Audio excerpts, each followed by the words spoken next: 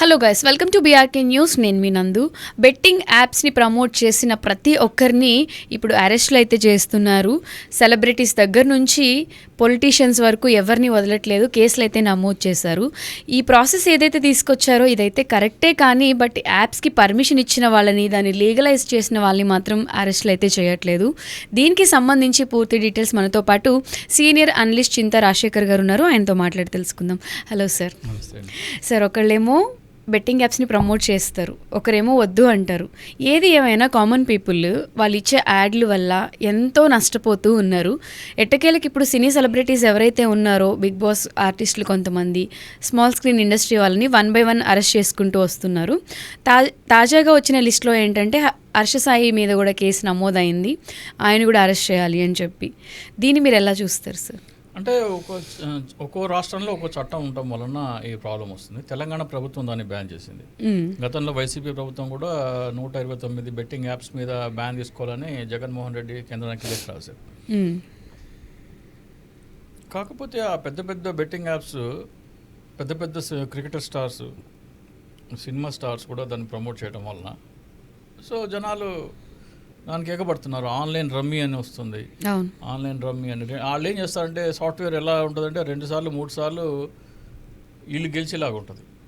తర్వాత నుంచి డబ్బులు పోగొట్టుకోవడం మొదలవుతుంది. సో ఇంతకుముందు 4 కలిసి ఆడితే ఆ 4లో ఎవడొకడు గెలిచాడు. ఆ 4 పరిచయం ఉన్న వ్యక్తులే. ఇప్పుడు ఆన్లైన్ ఆడటం వల్ల అసలు పరిచయం కూడా లేని వ్యక్తులు దోచుకుంటున్నారు డబ్బు.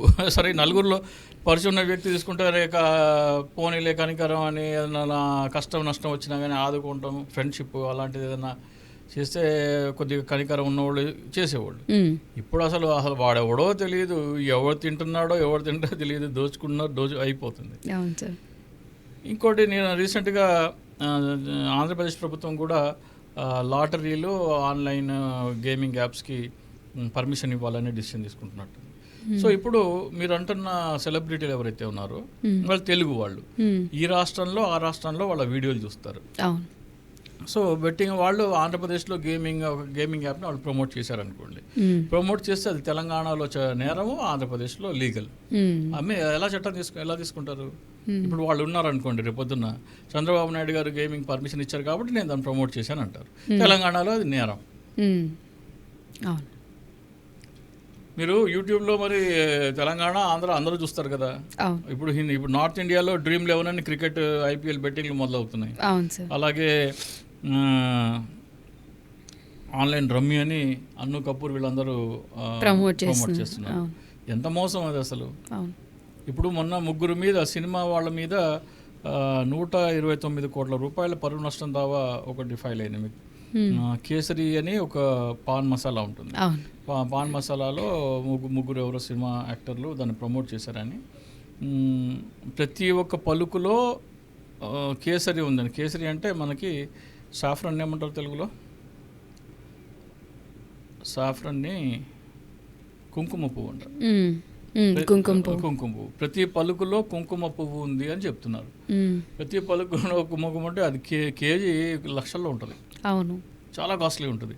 ప్రతి పలుకులో మీరు కుంకుమ పువ్వు ఎలా పెడతారు? ఇది ప్రజల్ని మోసం చేయడమే కదని వాళ్ళ మీద కేసు నమోదైంది. ఈ మార్చి 22, 23 తారీఖున వాళ్ళు కోర్టుకు హాజరవ్వాలి. సో మీరు అడ్వర్టైజ్మెంట్ల ద్వారా ప్రజలను మోసం చేయటము తప్పు అని కోర్టులు శిక్షిస్తున్నప్పుడు అన్నిటికీ ఉండాలి. ఇదైతే మోసం. అయితే ఇప్పుడు ఆడు పాన్ మసాలా తినేవాళ్ళు ఎంతమంది, దాంట్లో ఆ బ్రాండ్ తినేవాళ్ళు ఎంతమంది, చాలా తక్కువ ఉంటారు. కానీ దీంట్లో అయితే మీరు డబ్బులు దోచుకుంటూనే ఉంటారు ఆన్లైన్ బెట్టింగ్. సో ఇది చాలా సివియర్ క్రైమ్గా పరిగణించాలి. పేదవాళ్ళు ఎస్పెషల్లీ దీంట్లో అమాయకులు, పేదవాళ్ళు ఎక్కువ నష్టపోతున్నారు. ఇప్పుడు క్లబ్బులకి వెళ్ళి ఆడేవాళ్ళు అంటే వాళ్ళు క్లబ్బులకి వెళ్ళి ఆడితే వాళ్ళ దగ్గర కోట్ల రూపాయలు ఉంటాయి, వాళ్ళు పోగొట్టుకున్నా కోలుకోగలరు.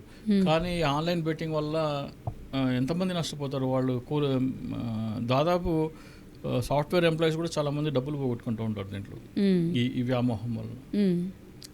ఇదొకటిను హార్స్ రేసింగ్ కూడా, ఇవన్నీ ఆపాలి. ఇవన్నీ జూదాలు కదా, జూదాల వల్ల రాజ్యాలే కోల్పోయిన మన మహాభారత ఇతిహాసమే చెప్తున్నప్పుడు జూదం మంచిది కాదు అని దాన్ని ఎందుకు ప్రమోట్ చేస్తున్నారు సార్. ఇప్పుడు ప్రమోట్ చేయించే వాళ్ళు కూడా కోట్లలో అమౌంట్ ఇచ్చి దాన్ని ప్రమోట్ చేయిస్తున్నారు. ప్రమోట్ చేయించే వాళ్ళని, దానికి పర్మిషన్ ఇచ్చే వాళ్ళని, ఆ యాప్స్ తీసుకొచ్చే వాళ్ళ మీద ఎందుకు యాక్షన్ తీసుకోవట్లేదు? అదే ఇప్పుడు మన కోకి చిన్న చిన్న యాంకర్ల మీద కేసు పెట్టే బదులు వాళ్ళ మీద కదా కేసు పెట్టాలి. మీరు యాక్చువల్ ఎవరైతే దానికి సూత్రధారి వాళ్ళ మీద కేసులు పెడితే వాళ్ళని ఒక్కసారి మీరు లైసెన్స్ ఎలా ఇస్తారని కేసు పెట్టమనండి తెలంగాణ ప్రభుత్వాన్ని. అక్కడ కదా మీరు మూలాలను నాశనం చేయకుండా చిటారు కొమ్మల్ని చిగుళ్ళని తోచేస్తా అంటే ఎట్లా? అవును సార్. ఇప్పుడు ఈ గవర్నమెంట్ సార్ తెలంగాణ కానివ్వండి, ఏపీ కానివ్వండి, గంజాయి బంద్ అని అంటారు. ఇప్పుడు దానికి సంబంధించిన కొన్ని ప్రోడక్ట్స్ జెప్టోలో, బ్లింకిట్లో అమ్ముతున్నారు. అంటే ఆ ప్రోడక్ట్స్ ఓన్లీ అవి యూజ్ చేయడానికే ఉంటాయంటే, ఇవి సమ్ రోల్స్ అంటారంట. అవి మనం ఇంటర్వ్యూలో ఎవరు అనలిస్ట్ చెప్తున్నారు వాటి గురించి ఎక్స్ప్లెయిన్ చేస్తూ. మరి గంజాయి బ్యాన్ అన్నప్పుడు అవి అఫీషియల్ పేజీల్లో పెట్టి ఎందుకు ప్రమోట్ చేస్తున్నారు? అంటే గవర్నమెంట్ని ఎవరు ప్రశ్నించట్లేదు అనే ఉద్దేశంతో ఇవన్నీ జరుగుతున్నాయి అనుకోవచ్చు. ఈ గంజాయి కానీ మాదక ద్రవ్యాలు కానీ ఇది బ్యాన్ చేయాలంటే సీరియస్గా నేను చెప్తే పెద్ద కష్టమైన పనేమి కాదు. నేను భారతదేశంలో ఉన్న ప్రతి ముఖ్యమంత్రికి, ప్రతి డీజీపీకి 1-2 సంవత్సరాల క్రితం ఒక సజెషన్ ఇవ్వడం జరిగింది ఈ మాదక ద్రవ్యాలు. ఇప్పుడు చాలామంది పెట్ డాగ్స్ని పెంచుకుంటున్నారు, కుక్కల్ని పెంచుకుంటున్నారు. కుక్కల్ని పెంచుకుంటే నేను వాళ్ళకి సజెస్ట్ చేసింది ఏంటంటే, మీరు ఎలాగో కుక్కర్ని పెంచుకుంటున్నారు, దానికి ఖర్చు అంతా మీరు భరిస్తున్నారు, ఈ స్నిఫింగ్ బ్రాండ్స్ని పెంచుకోండి. ఎవరైతే వాసన పసిగట్టగలవో ఆ బ్రాండ్ని కనుక మీరు పెంచితే వాళ్ళందరికీ ఆ బ్రీడ్స్ సప్లై చేసేది పోలీస్ డిపార్ట్మెంట్ అయి ఉండాలి. పోలీస్ డిపార్ట్మెంట్ బ్రీడ్స్ సప్లై చేసి వాళ్ళకి ఆ పిల్లలు కుక్క పిల్లలుగా ఉన్నప్పుడు వాటికి ఈ మాదక ద్రవ్యాల వాసన పసిగట్టే ఒక ట్రైనింగ్ ఇస్తే కనుక మీరు మన హైదరాబాద్లో 150 డివిజన్లు ఉన్నాయి. 150 డివిజన్లో ఒక్కొక్క డివిజన్లో దాదాపు ఒక 20 మందో 30 మందో ఈ కుక్కల్ని పెంచుతాం అనుకోండి. ఆ డివిజన్కి వీళ్ళందరినీ ఒక రికగ్నైజ్డ్ స్నిఫింగ్ డాగ్ క్లబ్గా మీరు ఎంపిక చేయండి. ప్రతి పోలీస్ స్టేషన్కి ఒకళ్ళని అటాచ్ చేయండి. ఒక్కొక్క డాగ్ క్లబ్ని వేసి వాళ్ళందరూ వాళ్ళ వాడకట్టులో ఎక్కడైతే ఈ కుక్క ఉందో ఆ ఏరియాలో ఎవరైనా సరే అది తీసుకుని వెళ్తుంటే అవి మురుగుతాయి, గుర్తుపడతాయి. సో మీరు ఎలా అయితే యువర్ అండర్ CCTV సర్విలెన్స్ అని బోర్డు పెడతారో, your under sniffing dog surveillance అని మీరు గనక మీ వాడకట్టులో పెడితే ఆ వాడకట్టులో ఎవడు డ్రగ్స్ తీసుకుని రావడానికి సాహసం చేయడు. అవును సార్, ఇంత సింపుల్ సొల్యూషన్. కానీ ఎందుకు ఇవన్నీ డెవలప్మెంట్ చేయరు సార్? ఇప్పుడు మనకి సమ్మర్ స్టార్ట్ అవుతుంది అనగానే అందరికీ గుర్తొచ్చేది ఐపీఎల్ బెట్టింగ్స్ కూడా అది అఫీషియల్ కాదు అని అంటారు. బట్ మనం ఇప్పుడు హైదరాబాద్ పబ్స్లో కానివ్వండి, మిగతా ప్లేసెస్లో ఏదైతే పబ్లిక్ ప్లేసెస్ ఉన్నాయో తెలియకుండానే సెకండ్స్లో కోట్లు జరిగిపోతూ ఉంటాయి బెట్టింగ్స్కి సంబంధించి అని వింటాం. అసలు ఐపీఎల్ అంటేనే దాదాపు అది pre determined pre fixed match అనే అభిప్రాయం చాలా మందిలో ఉంది. అవును, ప్రజలు కూడా దాంట్లోకి ఎందుకు పడతారు? ఇప్పుడు ఆల్రెడీ ఏ మ్యాచ్ గెలవాలో ఏ మ్యాచ్ గెలవకూడదు అనేది ఆల్రెడీ డిసైడ్ అయిపోయింది అనే అభిప్రాయం చాలామంది ప్రజల్లో ఉంది. సో గెలుపోటములు మీ చేతిలో లేనప్పుడు డబ్బులు ఎందుకు పోగొట్టుకుంటారు? దానివల్ల ఇప్పుడు ఏంటంటే నేను గెలిచానంటే నా తెలివితేటల వల్ల గెలిచావు అని అనుకుంటున్నారు, కానీ నీ కర్మ బాగుని గెలిచావు. నీ తెలివితేటలు ఏమి ఉండవు అక్కడ. ఏ మ్యాచ్ గెలవాలో ఏ మ్యాచ్ ఓడిపోవాలో ముందే డిటర్మిన్ అయినట్టు అదే కనుక నిజమైతే అది నిజంగా ఉంటుందా సార్? కష్టం కదా. చాలా మంది కొన్నిసార్లు మనకి ఎన్ని ఇంటర్నేషనల్ క్రికెట్లోనే మీకు బెట్టింగ్ జరుగుతున్నప్పుడు ఈ లీగ్స్లో జరగదని అనడానికి ఏముంది? అంతంత భారీ డబ్బులు మీరు ఇస్తున్నారంటే, ఒక్కొక్కరికి 25 కోట్లు 30 కోట్లు ఇచ్చి మీరు ప్లేయర్స్ని కొంటున్నారంటే ఆ స్థాయిలో మీకు రెవెన్యూ జనరేట్ అవుతుందా, ఏ రూపంలో వస్తుంది, ఎందుకు వస్తుంది అనేది కూడా మీరు అసెస్ చేయాలి కదా. అసెస్ చేస్తే మరి దాన్ని బట్టి మీరు నిర్ణయం తీసుకోవాలి. అంతేగాని ఆ స్థాయిలో క్రికెట్ కూడా ఇప్పుడు ఈ ఐపీఎల్ వల్ల ఏమైందంటే మనం టెస్ట్ క్రికెట్ తగ్గించేసాం. రియల్ స్పోర్ట్ చచ్చిపోయింది. ఫ్యాంటసీ స్పోర్ట్ అండ్ ఈ మన తలుకు బెలుకులు వచ్చిన స్పోర్ట్ ఎక్కువైపోయింది. దీంట్లో స్పోర్ట్ కంటే ఎక్కువ కూడా పబ్లిసిటీ, డబ్బులు, ఇవన్నీ ఎక్కువైపోయినాయి. ఇవన్నీ ఎక్కువ అవటం వలన యువత ఎస్పెషల్లీ దెబ్బతింటున్నారు. అవును సార్. సో ఇప్పుడు ఈ బెట్టింగ్స్ యాప్ని ఇవన్నీ కూడా గవర్నమెంట్ లీగల్గా కొంచెం యాక్షన్ తీసుకోవాలి అంటే అసలు ఎటువంటి డెవలప్మెంట్స్ తీసుకొస్తే గవర్నమెంట్ ఫస్ట్ కుంభస్థలాన్ని కొట్టాలి. ఈ చిన్న చిన్న విక్టిమ్స్ కానీ వీళ్ళని కాదు. ఇప్పుడు యాంకర్ శ్యామల అని వాళ్ళని వీళ్ళని యాంకర్ శ్యామల ఏం చేస్తారు ఇప్పుడు, దానికి లైసెన్స్ ఉందా లేదా? ఇప్పుడు యాంకర్ ఉన్నారు, మీ దగ్గరికి ఎవరైనా వచ్చారు, మీరు ప్రమోట్ చేస్తారా అని, దానికి మీరు లైసెన్స్ ఉందా లేదా అని అడుగుతారు. గవర్నమెంట్ పర్మిషన్ ఉందా లేదా అని అడుగుతారు. గవర్నమెంట్ పర్మిషన్, లైసెన్స్ చూపించిన తర్వాత మీరు ప్రమోట్ చేయడానికి మీకేంటి ప్రాబ్లము? గవర్నమెంటే మీకు పర్మిషన్ ఇస్తున్నప్పుడు ప్రమోట్ చేయడానికి ఏంటి ప్రాబ్లము? ఫర్ ఎగ్జాంపుల్ సిగరెట్ ఉంది, సిగరెట్ని కొంతమంది స్పోర్ట్స్ స్టార్స్ ప్రమోట్ చేయరు. సిగరెట్ కానీ పాన్ మసాలా కానీ, సచిన్ టెండూల్కర్ వాళ్ళ నాన్న అడిగారంట, నువ్వు జీవితంలో ఎప్పుడు తంబాకు కానీ వీటికి ప్రమోట్ చేయకూడదు అంటే, ఆయనకు కోట్ల ఆఫర్ వస్తే కూడా ఆయన విస్కీ అంటే ఆల్కహాల్ను తంబాకుకి టొబాకోకి నువ్వు ప్రమోట్ చేయకూడదని వాళ్ళ నాన్న అడిగారంటే ఆయన దానికి కట్టుబడి ఉన్నాడు. అట్లా ప్రతి ఒక్క వాళ్ళు కట్టుబడి ఉంటే బాగుంటుంది.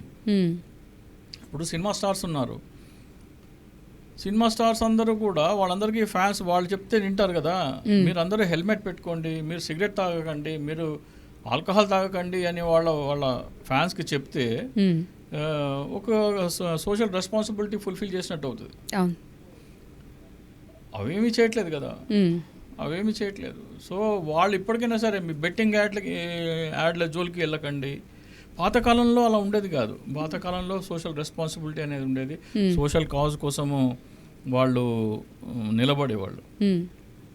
ఫర్ ఎగ్జాంపుల్ కృష్ణ గారు మనకి జయాంధ్ర మూమెంట్ ఉన్నప్పుడు ఆయన వచ్చి జయాంధ్ర మూమెంట్కి సపోర్ట్ చేయటము ఇలా ఉండేది.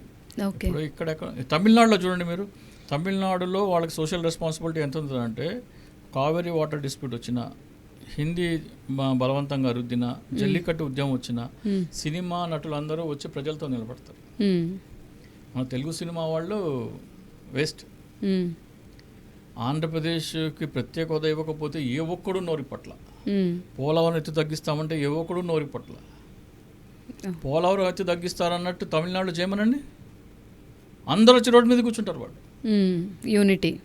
యూనిటీ కాదు, వాళ్ళ రాష్ట్రానికి నష్టం జరిగితే సహించరు వాళ్ళు. హిందీ కంపల్సరీ చేస్తానంటే సహించలేదు గతంలో. అలాగే జల్లికట్టు ఉద్యమంలో కూడా అందరూ వచ్చి రోడ్డు మీద నిలబడ్డారు సినిమా వాళ్ళందరూ. మనకి ప్రత్యేక హోదా ఇస్తామని ఎగ్గొట్టినా కానీ యువకుడు రాలేదు రోడ్డు మీదకి.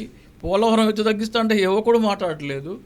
విశాఖ ఉక్కు కర్మాగారం ప్రైవేటైజ్ చేస్తా అంటే యువకుడు మాట్లాడట్లేదు. విభజన హామీలు ఏ ఒక్కడు మాట్లాడట్లేదు.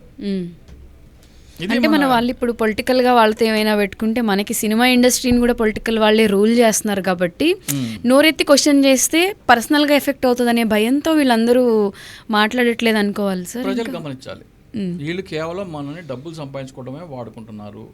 మన కోసం వీళ్ళు ఎప్పుడు నిలబడరు. వీళ్ళకి మనకి కేవలం ఒక బిజినెస్ బంధం మాత్రమే. వీళ్ళకి ఇంత విలువ ఇవ్వాల్సిన అవసరం ఉందా? ఇప్పుడు ప్రజలు కూడా సినిమా మౌంటెడ్ టికెట్ కొంటారు, చూస్తారు. వాళ్ళ బర్త్డేలు చేయటము, వాళ్ళ ఆడియో ఫంక్షన్లకు వెళ్ళటం, ఇవన్నీ అవసరం లేదు కదా. గమనించాలి ప్రజలు కూడా. ఓకే, సో ఈ గవర్నమెంట్ కూడా ఈ చిన్న చిన్న వాళ్ళని ప్రమోట్ చేసిన వాళ్ళని అరెస్ట్ చేస్తున్నారు. ఒక భయం ఉంటుంది, సెలబ్రిటీస్ ప్రమోట్ చేయకూడదనే ఉద్దేశంతో. ఇది ఒక అందుకు మంచిది అయినా కూడా దీనికి మూలం ఎక్కడి నుంచి వచ్చింది, మెయిన్ రీజన్ ఏంటి అనేది. ఇప్పుడు మీరు ఇప్పుడు ప్రమోట్ చేయలేదంటే అదొక ఇండైరెక్ట్ పబ్లిసిటీ కదా. వీళ్ళందరినీ అరెస్ట్ చేస్తున్నారంటే దాని గురించి మళ్ళీ డిస్కషన్ వచ్చింది కదా ప్రజల్లో. మీరు అసలు దాన్ని యాప్స్నే మీరు ఇప్పుడు రేవంత్ రెడ్డి గారు ఉన్నారు, పార్లమెంట్లో మాట్లాడమనండి. పార్లమెంట్ సెషన్ అవుతుంది కదా, దాని మీద మాట్లాడమనండి. మేము తెలంగాణలో బ్యాన్ చేసాము, మీరు కూడా బ్యాన్ చేయండి, దేశవ్యాప్తంగా ప్రజల్ని దోచుకుంటారా, అమాయకులను దోచుకుంటారా అని అక్కడ మాట్లాడానండి. ఇక్కడ వీళ్ళని అరెస్ట్ చేస్తే ఏమొస్తుంది? వీళ్ళని అరెస్ట్ చేసేందువల్ల మీకు పెద్ద ఇదేం ఉండదు. అదైతే మీరు వీలు కాకపోతే వాళ్ళు యూట్యూబ్లో వచ్చి వేరే దీంట్లోనో లేకపోతే ఫేస్బుక్లో దీంట్లోనో యాడ్లు వేసుకుంటున్నారు. మీరు ఫేస్బుక్ యూట్యూబ్ అయితే బ్యాన్ చేయలేరు కదా. చేయలేరు. ఫేస్బుక్ లో వాటిలో కూడా వస్తున్నాయి కదా ఈ యాడ్లు, ఇన్స్టాగ్రామ్ అన్నిటిలో వస్తున్నాయి. వాటిని ఏం చేస్తారు మీరు? వ్యక్తులను టార్గెట్ చేయడం కంటే కూడా మీరు దాని మూలాన్ని నాశనం చేయకపోతే ఎట్లా? అవును దాని మూలాలు మనం పార్లమెంట్లో మాట్లాడండి, దాన్ని వెళ్ళి మ్మ్. దానివల్ల ఉపయోగం ఉంటుంది. సో ఇది చేయాలి అనుకుంటే 2 స్టేట్స్లో కానివ్వండి, అదర్ స్టేట్స్లో కానివ్వండి, సీఎంలు కానీ గవర్నమెంట్ కానివ్వండి డెసిషన్ తీసుకుని అసలు ఇది యాప్సే తయారు కాకూడదు, మెయిన్ ఇలాంటివి ప్రమోట్ చేయకూడదని పెడితే అసలు అవి రావు, వీళ్ళు ప్రమోట్ చేయరు అవును. అనుకోవాలి. అండ్ ఇప్పుడు ప్రమోట్ చేసే వాళ్ళు కూడా కొంచెం ఆలోచించి ఏది కరెక్ట్ ఏది రైట్ అని చెప్పి చూసి కొంచెం ప్రమోట్ చేస్తే బాగుంటుంది అనే ఫీల్ కూడా. ప్రజలు కూడా ఎందుకు దీంట్లో మనం జూదం ఎందుకు? మ్మ్. జూదం అంటే మన చేతిలో మన కంట్రోల్లో లేనిది. మ్మ్. ప్యాకాట్ అయినా సరే, గుర్రె పందాలైనా సరే, ఆన్లైన్ బెట్టింగ్ అయినా సరే, క్రికెట్ బెట్టింగ్ అయినా సరే, ఎనీ బెట్టింగ్ ఏ జూదం అయినా సరే మన కంట్రోల్లో లేని అంశం అది.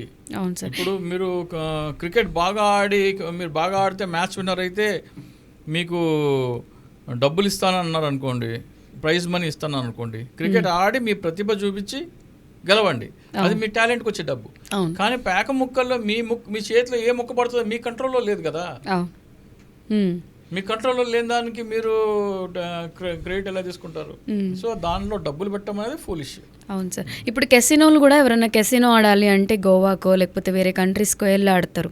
అదే కెసినో తీసుకొని వచ్చి ఏపీలో లీగల్గా పర్మిషన్ ఇస్తాను అంటే అది ఎంతవరకు కరెక్ట్ అనుకోవాలంటే కామన్ పీపుల్కి సంబంధించిన ప్రాబ్లమ్స్ చాలా ఉన్నాయి. ఇప్పుడు పెట్టాల్సిన కాన్సన్ట్రేషన్ కెసినోకి పర్మిషన్ ఇవ్వాలి అనే దాని మీద కాదు కదా. ఇప్పుడు ఆంధ్రప్రదేశ్కి రాష్ట్రం విభజన అయిపోయినప్పుడు ఆంధ్రప్రదేశ్కి ఉద్యోగాలు లేవు, ఆదాయం లేదు, పరిశ్రమలు లేవు. వీటన్నిటి మేము ఎట్లా గట్టెక్కాలి అంటే మీకు ప్రత్యేక హోదా ఇస్తాము, దాని ద్వారా అన్ని సమస్యలకి ఇది పరిష్కారం అని చెప్పారు. ఆ ప్రత్యేక హోదా గురించి ఎవరు మాట్లాడలేదు కదమ్మా. అసలు సమస్య పరిష్కారం ఏదో అది మాట్లాడలేదు ఎవరు. ఆ సమస్య పరిష్కారానికి మాట్లాడితే ఇన్ని కష్టాలు ఎందుకు మన ఆంధ్రప్రదేశ్ రాష్ట్రానికి? సో దాని గురించే మాట్లాడలేదు, ప్రజలు ఏదేదో మాట్లాడుతున్నారు. ఎప్పటికప్పుడు టాపిక్ డైవర్ట్ అవడానికి ఏదో ఒక బ్రేకింగ్ వస్తుంది. అదే వస్తుంది అంతే. ప్రజల దృష్టిని దాని నుంచి మరల్చడానికి నేను చెప్తున్నాను కదా. ఆంధ్రప్రదేశ్కి ప్రత్యేక హోదా ఇవ్వని భారతీయ జనతా పార్టీతో తెలుగుదేశం జనసేన పొత్తు పెట్టుకున్నాయి కదా. ఇది కేవలం ఆంధ్రప్రదేశ్లో మాత్రమే సాధ్యం. అదే తమిళనాడులో కానీ, తెలంగాణలో కానీ, కర్ణాటకలో కానీ, కేరళలో కానీ వాళ్ళ రాష్ట్రానికి ద్రోహం చేసిన పార్టీతో పొత్తు అంటే ఆ పొత్తు పెట్టుకున్న పార్టీని మోసం చేసిన పార్టీని రెండింటిని పాతేస్తారు జనాలు. ఆంధ్రప్రదేశ్లో రాష్ట్రం మీద ప్రేమ లేకపోవటం, కులాలు వ్యక్తుల మీద అభిమానాలు పెరగడం వలన రాష్ట్రానికి తీరని దగా ద్రోహం చేసిన భారతీయ జనతా పార్టీని కూడా ఆదరిస్తున్నారు ఆంధ్రప్రదేశ్ ప్రజలు. సో ఏదేమైనా గవర్నమెంట్ చేతిలో ఉంది, ఇవన్నీ కంట్రోల్ చేయాల్సిందే అని అనుకోవాలి. అంటే గవర్నమెంట్కి చిత్తశుద్ధి ఉందా లేదా అనేది ముఖ్యం. మీరు కేవలం చిన్న చిన్న వాళ్ళని అరెస్ట్ చేసి ఏదో మేము పని చేస్తున్నామని చెప్పుకోవడం, లేకపోతే దాన్ని సమూలంగా నాశనం చేసేందుకు ఏమైనా చర్యలు తీసుకుంటున్నారు అనేది మనం గమనించాలి. చాలా చక్కగా వివరించారు sir. Thank you so much.